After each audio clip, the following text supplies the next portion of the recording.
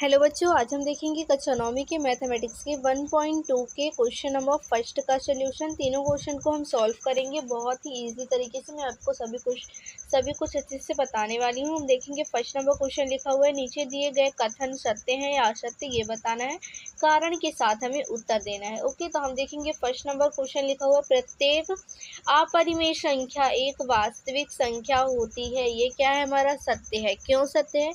क्योंकि वास्तविक संख्याएं क्या होती है मैंने आपको बताया हुआ है इंट्रोडक्शन वाली वीडियो में। आप इंट्रोडक्शन वाली वीडियो अगर नहीं देखें तो प्लीज़ मेरे चैनल पे जाके देख लीजिए। आप इंट्रोडक्शन वाली वीडियो देखेंगे तो आपको ये पूरी एक्सरसाइज अच्छी समझ में आने वाली है।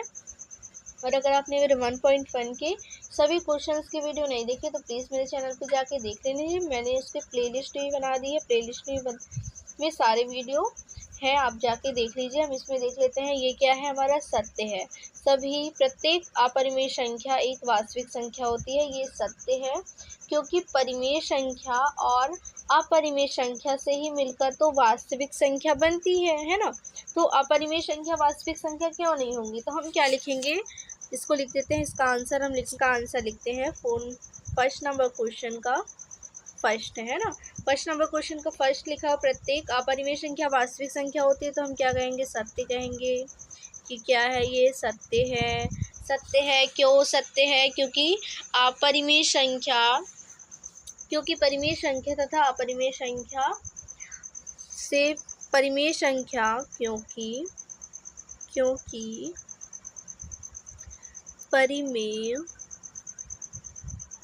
परिमेय संख्या तथा अपरिमेय संख्या से ही मिलकर क्या बनती है, वास्तविक संख्या बनती है। ओके, वास्तविक संख्या बनती है। ओके, हम देख लेंगे, ये हमारा आंसर हो जाएगा। इसके बाद हम क्या करेंगे, क्वेश्चन नंबर 2 देखेंगे। संख्या रेखा को प्रत्येक बिंदु √m के रूप में, संख्या रेखा का प्रत्येक बिंदु √m के रूप का होता है, जहां m एक प्राकृतिक संख्या होती है। क्या ये सत्य है? तो हम क्या कह देंगे, ये बिल्कुल भी असत्य है। ओके, क्या कह देंगे, ये हमारा क्या है, असत्य है। क्यों असत्य? क्योंकि कोई भी ऋणात्मक संख्या किसी प्राकृतिक संख्या का वर्गमूल नहीं हो सकती है। क्योंकि ऋणात्मक संख्याएं कभी भी वर्गमूल के लिए प्राकृतिक संख्या का वर्गमूल नहीं हो सकती है। ऋणात्मक संख्या का कोई वर्गमूल होता ही नहीं है ना। तो हम क्या करेंगे, ये इसका आंसर लिख देंगे। इसका आंसर है हमारा क्या, सेकेंड नंबर वाली का असत्य। ओके, असत्य है।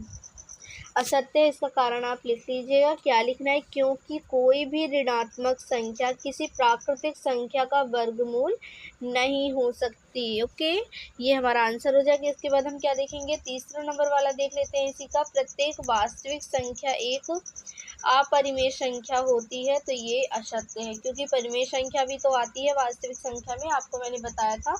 तो परिमेय संख्या अपरिमेय संख्या होंगी ही नहीं। पूरी वास्तविक संख्या अपरिमेय संख्या होती है, ये क्वेश्चन बोल रहा है। तो ऐसा नहीं है, क्योंकि परिमेय संख्या अपरिमेय संख्या नहीं होती है। तो हम क्या कर देंगे, इसका भी तीसरा नंबर डाल देंगे। तीसरा नंबर हमारा क्या हो जाएगा, असत्य है। ठीक है, असत्य है। क्यों असत्य है? क्योंकि परिमेय संख्या अपरिमेय संख्या नहीं होती है। इसका कारण आप लिख लीजिएगा कि परिमेय संख्या अपरिमेय संख्या नहीं होती है। ये आपके तीनों क्वेश्चन सॉल्व हो गए हैं बहुत ही इजी तरीके से। अगर आपको कोई भी डाउट है तो मुझे कमेंट करके ज़रूर बताइएगा। और अगर आप मेरे चैनल पे नए हैं तो प्लीज़ मेरे चैनल को सब्सक्राइब कर लीजिए। मैंने 2025-26 के सिलेबस आपको स्टार्ट कर दिए हैं। अप्रैल से ही सारे वीडियोस आने स्टार्ट हो गए हैं। आप मेरे चैनल पे जुड़ जाइए, मैं आपको बहुत ही अच्छी तरीके से सारे क्वेश्चन सॉल्व करवाने वाली हूँ। तो अगर आपको ये वीडियो अच्छी लगी है तो लाइक कर दीजिएगा। तब तक के लिए बाय।